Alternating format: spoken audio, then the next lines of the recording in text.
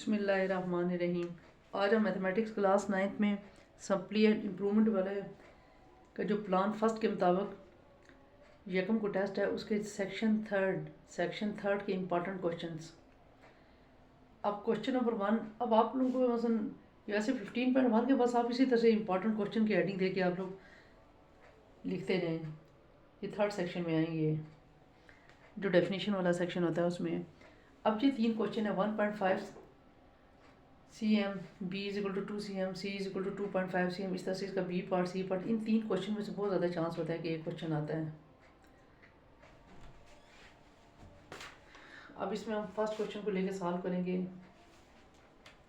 या पहले तीनों पार्ट लिख लेना, फिर अब सोल्यूशन हम फर्स्ट पार्ट का करते हैं। फर्स्ट पार्ट में हम अगेन से लिखते हैं 1.5 cm, b से मुराद 2 cm और c से मुराद 2.5 cm। तो इसमें जो फार्मूला यूज़ करेंगे C square is equal to A square plus B square. अब इसमें सिंपल आपने ए बी सी की वैल्यूज़ पुट कर देनी है। सी की वैल्यू आपके पास 2.5 का स्केयर, ए की वैल्यू 1.5 का स्केयर प्लस बी की वैल्यू 2 का स्केयर। अब हम इसका स्केयर ले लेंगे कैलकुलेटर पे।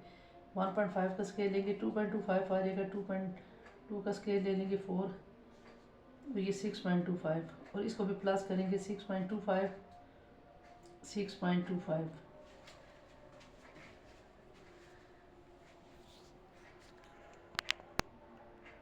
अब देखें जब दोनों ये 6.25 6.25 इक्वल आ जाएंगे तो वो हम लिखेंगे लास्ट में हेंस द ट्रायंगल इज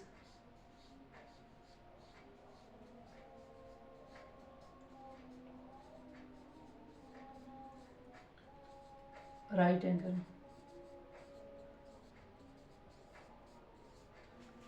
ठीक है, इस तरह से हमारे पास फर्स्ट पार्ट सॉल्व हो जाता है। अब हम सेकंड पार्ट को सॉल्व करेंगे।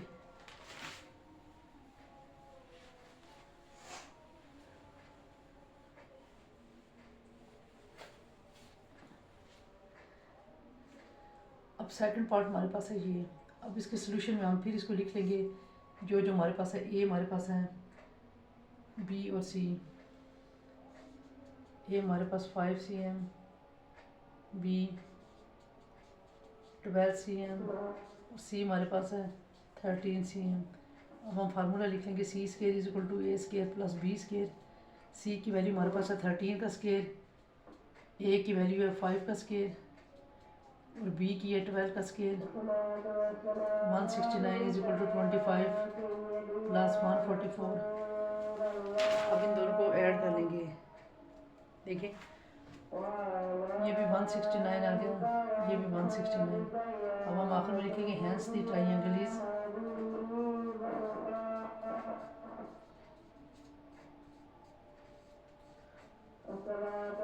Right angle.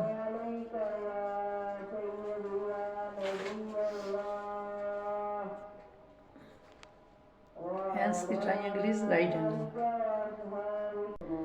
देखिए इसी तरह से हमारे पास थर्ड पार्ट है। ये वाला पार्ट ज़रा अच्छी तरह से करना है, ये ज़्यादा आता है पेपर में। अब आज मैं आपको ये इजी से करके बताऊंगी। अब इसमें हमारे पास पहले तो ये हमारे पास क्वेश्चन ये दिया मैंने, इसमें फार्मूला लिख लिया C square is equal to A square plus B square. अब सी स्केयर हमारे पास है M square plus N square का होल स्केयर।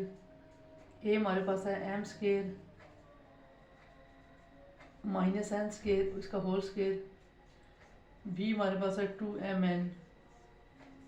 अब बेशक इसको ओपन ना करें, इसको इसी तरह से रहने दें, M square plus N square. सिर्फ इसको ओपन कर लें, ए का स्केयर प्लस बी का स्केयर माइनस 2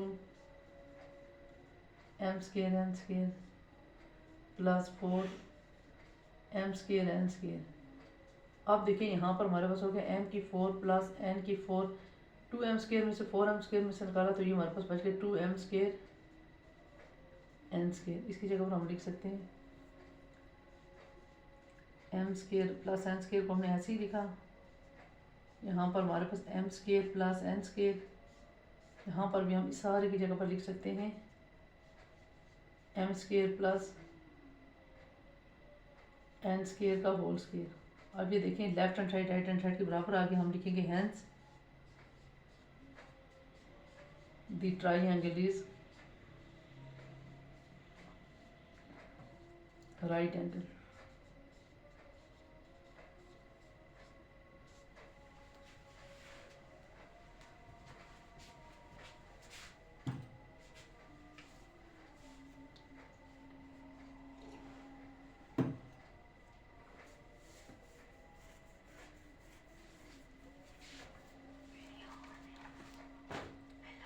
क्या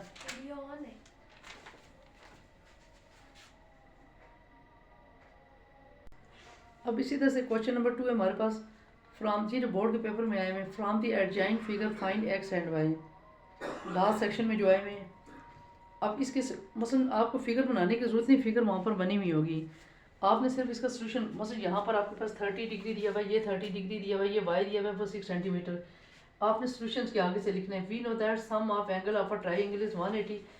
अब आपके पास ये जो दिए हुए ना ये अब आपने इसको प्लस कर लेना है, यानी कि ये देखें 30 प्लस 30 डिग्री, यहाँ से देख के लिखें, फिर प्लस दूसरा वाला एंगल दिया हुआ है 30 डिग्री, एक ये वाला और एक ये वाला 30 डिग्री, फिर प्लस, फिर उसके बाद ये major angle y is equal to, यानी कि ये हमारे पास आ गया 180 डिग्री। चेक y लिखिए खाली अगर आप कंफ्यूज हो रहे हैं। ये y यानी कि 30 डिग्री और y लिख लिया ये आपके पास। अब आप इनको 30 और 30 इनको प्लस कर लें, 60 degree plus y is equal to 180 degree. अब y is equal to 180 degree में से आप 60 डिग्री माइनस कर दें तो हमारे पास आ जाएगा 120 डिग्री। ठीक है, अब इसमें आपने x और y की वैल्यू निकाली थी, y की तो आपने निकाल ली। अब आप देखिए अब आप x की किस तरह से निकालेंगे। अब y की वैल्यू तो आ गई, तो अब हमारे पास यहाँ पर 6 सेंटीमीटर दिया हुआ है। आपने पहले ये लिखना है कि as the adjacent angles in a triangles are equal, so x is equal to आपके पास 6 सेंटीमीटर।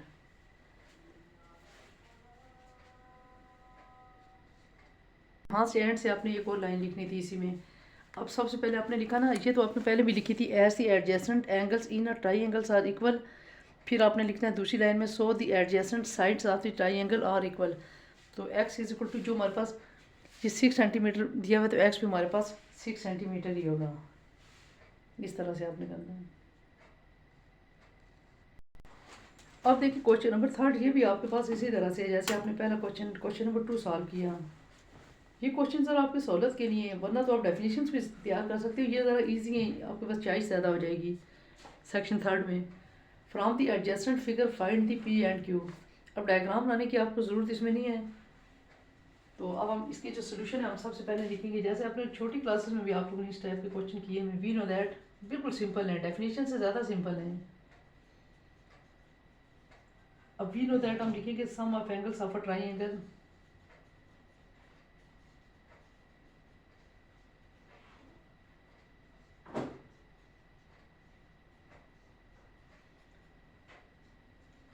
One 180 degree. अब देखें सम ऑफ एंगल ऑफ ये एक आपके पास एंगल 45 है, वो 45 है और प्लस पी। अब आप इस तरह से कर लेंगे, देखिए बिल्कुल सिंपल है 45 degree plus P is equal to 180 degree. अब इनको आप ऐड कर लेंगे, हमारे पास आ जाएगा 90 degree plus P is equal to 180 degree. देखिए अब इसमें पी को इधर ही रहने दें, 180 डिग्री 90 डिग्री इधर आके माइनस हो जाएगा, तो ये आपके पास 90 डिग्री रह जाएगा। अब आपने P की वैल्यू आ गई, अब आपने Q की वैल्यू निकालने के लिए उसी तरह से आपने पहले की तरह लिख लेना है। टोटली दो लाइनें आपने वही लिखनी है। देखिए अब इसकी जो पहले P की वैल्यू निकाल के ना, यहाँ पर भी यहाँ पर 2 दिया हुआ था, ये टोटली दोनों लाइन्स वही हैं। सबसे पहले as the adjacent angles in the triangles are equal, पहले भी आपने ये लिखा था so the adjacent sides of the triangles are also equal. तो Q इज इक्वल, आपके पास जो दिया हुआ ना P आपने निकाल लिया, Q भी आपके पास 2 सेंटीमीटर ही हो जाएगा। ठीक है, आप लोगों ने ये ज़्यादा से ज़्यादा ये वाली वीडियो शेयर करनी है सेक्शन 3 की। सेक्शन 3 की ये बहुत इंपॉर्टेंट क्वेश्चन है। अब इसमें हमारे पास 10.3 के जो क्वेश्चन जो पेपर्स में हमें इन दी राइट एंगल पता नहीं calculate the unknown angles X and Y. अब इसमें से ये भी डायग्राम आपको बनाने की जरूरत नहीं, ये आपके पास एक्स दिया हुआ है, ये वाई दिया हुआ है और ये 54 एंगल दिया हुआ है, ठीक है, ये डिग्री। अब ये भी सिंपली जो है ना सिंपल क्वेश्चन है, वी नो दैट। अगर आप चाहते हैं कि आपके पास चॉइस ज़्यादा हो जाए डेफिनेशन की, ये बिल्कुल सिंपल है, देखें कोई इनमें टेक्निकल पॉइंट यूज़ नहीं हो रहा। अब आपने एक एक्स लिखा, ये देखिए एक एक्स दिया हुआ है, ये वाला एक्स लिखा प्लस, फिर ये वाली जो साइड होती है इधर दिया हुआ नहीं है लेकिन ये 90 होती है, प्लस 54 ये इज इक्वल टू टोटल जो 180। अब इन दोनों को प्लस कर लो, 144 आ गया तो 180 डिग्री। अब देखो एक्स निकालने के लिए आपने 180 डिग्री में से 144 डिग्री को माइनस कर दें तो हमारे पास आ जाता है 36 डिग्री। देखिए बहुत सिंपल क्वेश्चन है ये। अब आपको पता है कि अब आपने इसकी एक्स और वाई की वैल्यू निकालनी है, एक्स की वैल्यू आ गई ना, देखें ये अल्टरनेट जो एंगल होते हैं ना एक्स और वाई, ये क्या होती है कि ये we know that alternate angles are congruent, यानी कि अल्टरनेट एंगल जो होते हैं ना कॉन्ग्रुएंट होते हैं ना। तो आप अगर ये लिखना चाहते हैं ज़्यादा अच्छी बात है, we know that alternate angles are equal. अब जो एक्स की वैल्यू है वही वाई की है, वाई की वैल्यू भी 36 डिग्री। ये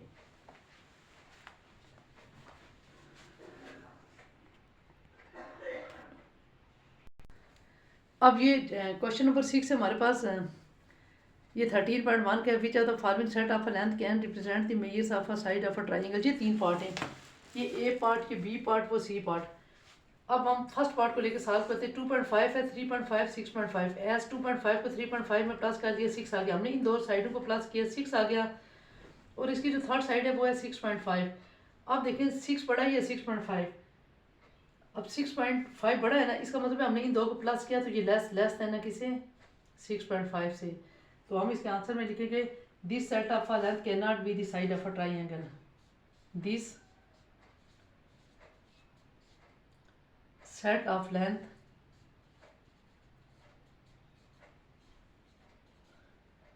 can not be the side of a triangle.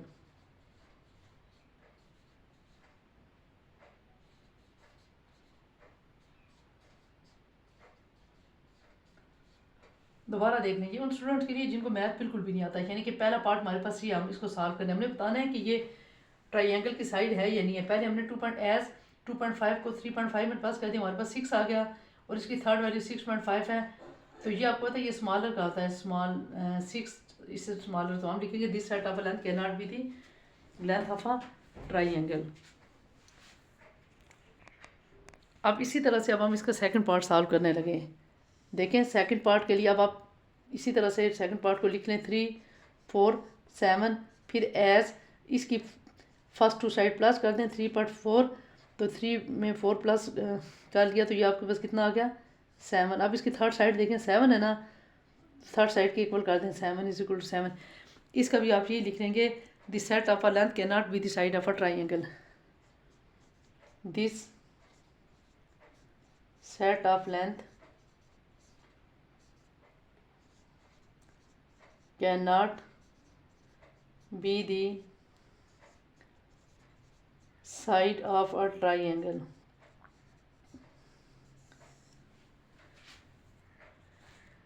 अब इसी तरह से आप थर्ड वाला देख लें, थर्ड वाले में भी आपने इसी तरह से करना है। देखिए ये भी बहुत सिंपल पार्ट है, जितने ज़्यादा से ज़्यादा आपके पास।